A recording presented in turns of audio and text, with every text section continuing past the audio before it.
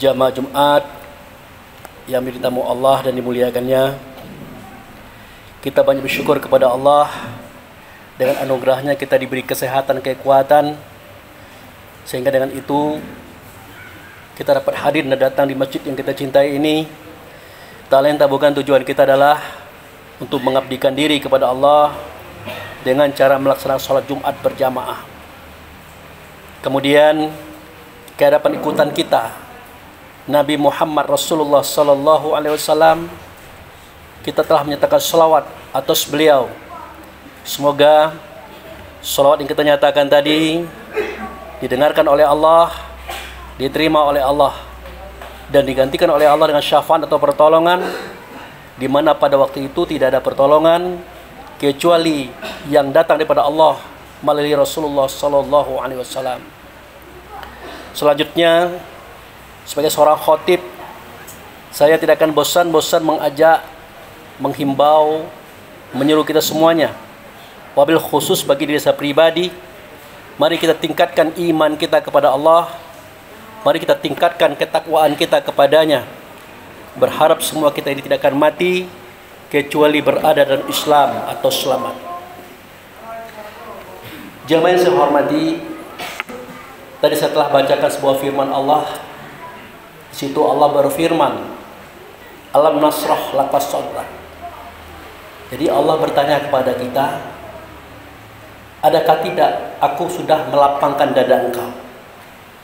Artinya Allah sudah memberikan fasilitas kepada kita, bagaimana caranya dada kita dilapangkan, dada kita ini dibersihkan. Sebagaimana kisah Nabi Muhammad Rasulullah Sallallahu Alaihi Wasallam, kisah ini juga diambil oleh ahli tasawuf sebagai dasar pengetahuan tasawuf itu sendiri. Di dalam ilmu tasawuf kita kenal dengan istilah tahali dan tajalli. Tahali itu artinya di saat kita membersihkan hati. Nah, kalau kita lihat pada kisah Nabi Muhammad, itulah momen seketika beliau dibedah dadanya, dibelah hatinya, dikeluarkan penyakit hati di dalamnya berupa hawa nafsu dan syaitan. Kemudian dicuci, dibersihkan, dan diisi. Nah, pengisian ini disebut dengan tahali. Diisi dengan apa? Iman, Islam, tauhid, ma'rifat. Kemudian baru ditautkan kembali. Nah, berikutnya beliau Isra wal Mi'raj, dan akhirnya semua itu tajalli di hadapan beliau. Artinya beliau bisa berdialog dengan Allah Subhanahu wa taala di alam sana. Jadi kisah ini menunjukkan kepada kita bahwa untuk bertemu dengan Allah, berjumpa dengan Tuhan di dalam sholat, mau tak mau prosesnya seperti itu.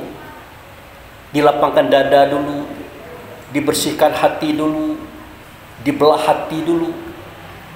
Jadi Allah tanya, apakah sudah aku lakukan pelapangan dada bagi kalian semua itu? Ya, jawabnya sudah. Mulai daripada wudu. Wudu adalah processing di mana Allah membersihkan dada kita, membersihkan hati kita. Karena untuk berhadapan dengan yang suci, hati kita harus suci. Makanya 8 pintu maksiat yang masuk ke dalam hati, yaitu anggota wudu kita, dicuci. Sebenarnya dicuci bukanlah tubuh badan jasad, tetapi yang di dalam tubuh itu, hati itu. Nah, ini langkah awal. Begitu juga Isra Mi'raj, langkah awalnya adalah pembedahan hati tadi. Nah, langkah yang kedua adalah mengisi dengan iman, Islam, tauhid, ma'rifat. Kalau dalam bahasa kita, mengisi dengan kebaikan, kebenaran, kejujuran, dan keikhlasan. Walaupun berat, itu harus kita usahakan. Kenapa? Hanya dengan itulah kira-kira Allah bisa menerima kita, menyambut kita, dan berdialog dengan kita. Kalau tidak, itulah resikonya. Seketika kita sholat, kita dibawa keluar, pergi ke bank kita, ke pasar, ke kebun, macam-macam itu. Sampai-sampai Allah itu sempat ngenyek.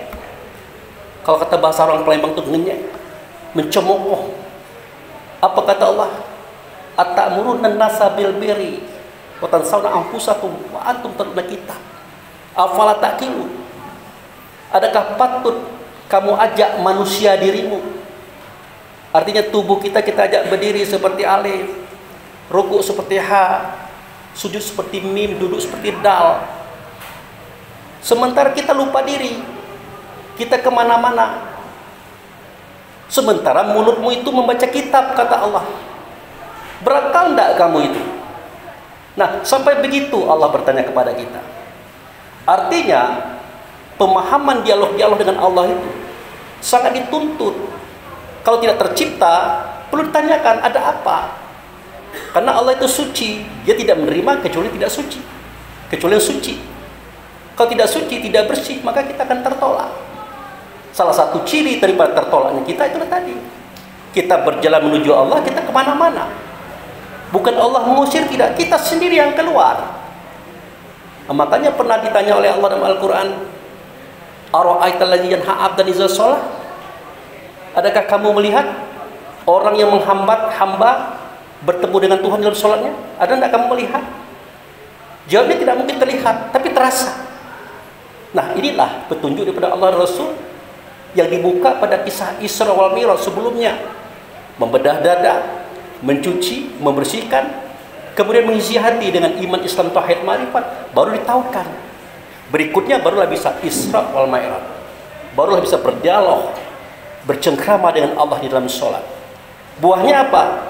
Buahnya adalah seketika kita keluar dari sholat, kita bersuara, kita berkata, kita berbuat, pasti ada salah. Nah, karena Allah dekat dengan kita, Allah sayang dengan kita, baru mau salah kita dibelokkan, baru mau keliru kita diarahkan kepada yang baik-baik. Makanya kata Nabi Muhammad, wa aqimis sholah, inna sholata tanha 'anil fahsya'i wal munkar. Kamu dirikan sholat. Nah, sholat itulah nanti akan memberikan kamu pencegahan. Mau berbuat mungkar dicegah, mau berbuat salah dicegah. Bagaimana caranya? Ya dengan suara hati tadi. Nah, kalau tidak demikian, maka sia-sia kehidupan kita.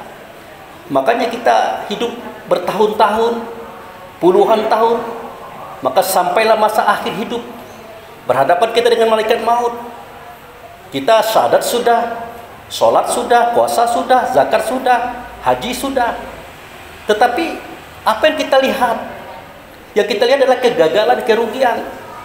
Amal ibadah kita tidak jadi, tidak berhasil. Kenapa? Sholat kita tidak bagus.